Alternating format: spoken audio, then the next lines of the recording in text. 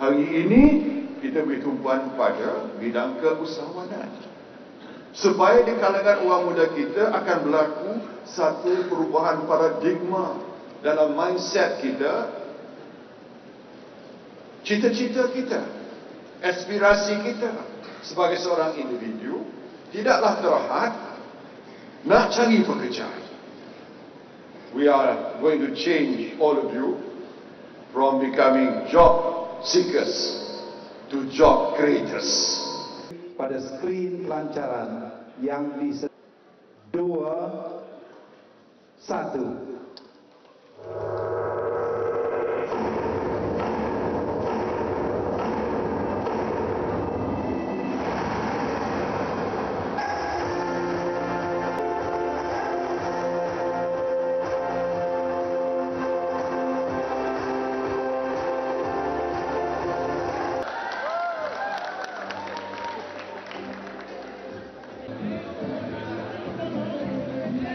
Haji Musa Haji Aman, Ketua Menteri Sabah, juga selaku penawang majlis Timbalan Nurul Ainur Muhammad Nur, Ketua Setiausaha Kementerian Pendidikan Tinggi selaku penasihat.